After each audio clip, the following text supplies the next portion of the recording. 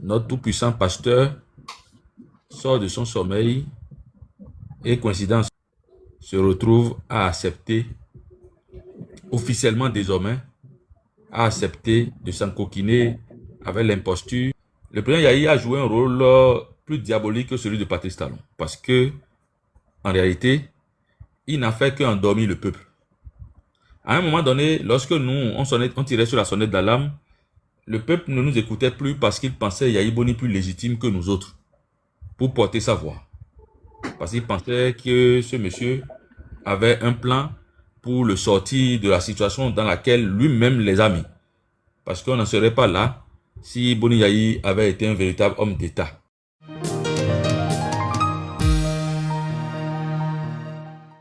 Notre pays, comme je l'ai écrit ce matin, est devenu un gâteau.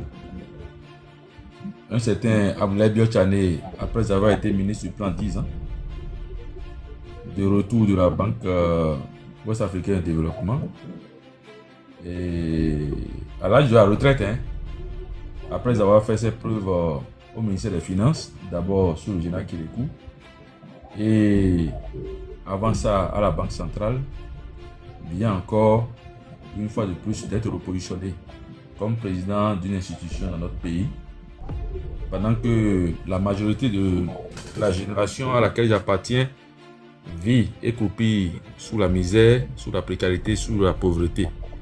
Et puis, ce qui me cœur, ce n'est pas qu'un homme d'un certain âge refuse de disparaître au profit de la jeune génération. Ce qui me cœur, c'est qu'il se trouve des jeunes à jeun, affamés, qui, soit par peur, soit par ignorance, ou soit par cupidité, applaudissent ces genres de choses.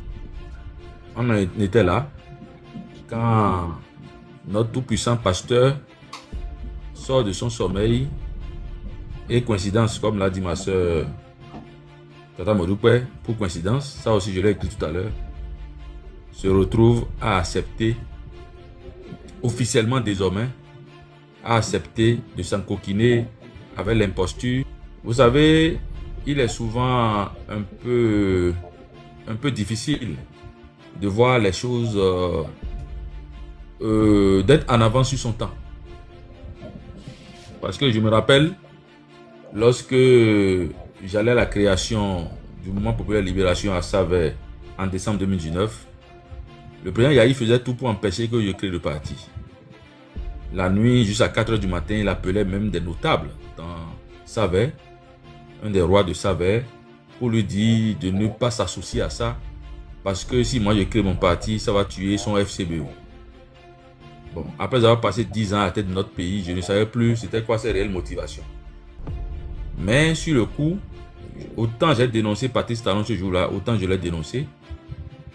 Une armée a été constituée sur les réseaux sociaux pour tout faire pour me décrédibiliser aux yeux de l'opinion. Et cette armée n'était constituée que de gens comme moi. Des gens qui ont même peut-être plus de problèmes que moi. Parce que nous avons une société où, contrairement à d'autres, quand on voit quand ils voient un des leurs être en train de monter, la première question qui se pose, c'est comment est-ce que je fais pour monter aussi? Si lui l'a pu, c'est que je pourrais. Mais nous sommes dans une société, on a une société au Bénin, où la plupart ne raisonnent pas comme ça. C'est-à-dire que quelqu'un est en train de monter, de sortir la tête de l'eau. Qu'est-ce qu'on fait? Comment on fait pour le ramener pour qu'ensemble on soit en bas? Ensemble on soit par terre. C'est le type de société. Et c'est le type d'éducation, de culture qui malheureusement prend le dessus sur la positivité, sur l'envie d'aller de l'avant, sur l'envie de voir notre pays rayonner en réalité. On se contente de ce qu'on observe là. On se détruit. On applaudit ceux qui sont nos bourreaux communs. Et on pense qu'on est en train de faire de la sorcellerie. Bon, bref, ça nous amène où? Ça nous amène dans le décor. Et tous, nous serons victimes. Le Bénin est devenu la propriété privée d'un groupuscule d'individus d'aucun concepteur de la théorie. Les autres, on les contraint d'une manière ou d'une autre, comme ce fut le cas avec le président Yahi, qui à l'origine devait pouvoir nous laisser, nous les jeunes, prendre nos responsabilités. Le président Yahi a joué un rôle plus diabolique que celui de Patrice Talon, parce que, en réalité, il n'a fait qu'endormir le peuple. À un moment donné, lorsque nous, on tirait sur la sonnette d'alarme, le peuple ne nous écoutait plus parce qu'il pensait Yahi Boni plus légitime que nous autres pour porter sa voix. Parce qu'il pensait que ce monsieur avait un plan pour le sortir de la situation dans laquelle lui-même les a mis. Parce qu'on n'en serait pas là si Boni Yahi avait été un véritable homme d'État. Parce que lorsque on va évaluer votre gouvernance, il faut qu'on voit qui vous a succédé. Il faut qu'on voit qui vous a succédé et dans quelles conditions.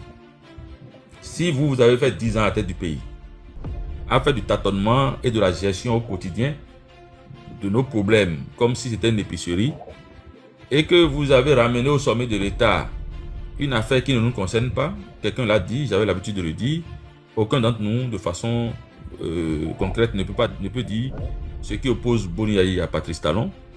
Aucun d'entre nous ne peut dire quel est le deal qu'ils avaient réuni, ils étaient des amis. Donc, nous, ça ne nous concerne pas. Mais on ramène au sommet de l'État une telle histoire. S'en suivent les histoires d'empoisonnement, de tentatives de coup d'État, des fuites via des malariés. Après, on revient, on transmet le pouvoir à cet individu-là, qui le prend. Chez nous, généralement, on dit que lorsque quelqu'un ne connaît pas la valeur de votre fille, la valeur du mariage, et que vous lui donnez votre fille en mariage, qu'il a fait souffrir, ce n'est pas lui le fautif, c'est vous qui lui avez donné votre fille en mariage. Donc les Béninois aussi, vous voyez aussi la qualité de l'électeur qu'on avait en 2016. En 2016, on a trouvé un trio gagnant de ceux qui n'ont que des milliards. De ceux qui n'ont que des milliards, des gens qui n'avaient pas des milliards mais qui avaient peut-être des idées, se sont retrouvés en minorité. D'autres, encore plus cupides que d'autres, se sont repositionnés rapidement dans une affaire de rupture et puis on les voit agir. Mais c'est pour quelle destination? C'est la question qu'un homme réfléchi devrait se poser. La seule destination possible, c'est aller directement dans le gouffre, vers la banqueroute. Tout à l'heure, je m'amusais à faire un peu de calcul. On a 109 députés. On a 109 députés. Il y a des pays dans la sous-région où le député n'est pas à plus d'1 million. Chez nous, ils sont à 5 millions. Les 109 députés que nous avons, si on leur donne peut-être 1 million chacun, 1 million chacun, et que les 4 millions là, on les mettait de côté pour améliorer notre système éducatif, améliorer notre système de santé, créer des fonds pour que les jeunes puissent avoir accès sans garantie pour aller vers la création de micro-entreprises. Je faisais tout à l'heure le calcul. Le minimum qu'on peut récolter de ça, c'est à peu près 7 milliards par an. Avec 7 milliards par an pour un pays qui n'a pas de richesse dans son sous-sol, avec 7 milliards par an pour un pays qui n'a que le coton comme seul produit d'exportation, même si on prenait ces 7 milliards qu'on réinjectait dans nos filières agricoles, en créant des pôles agricoles par département, on va absorber beaucoup de jeunes.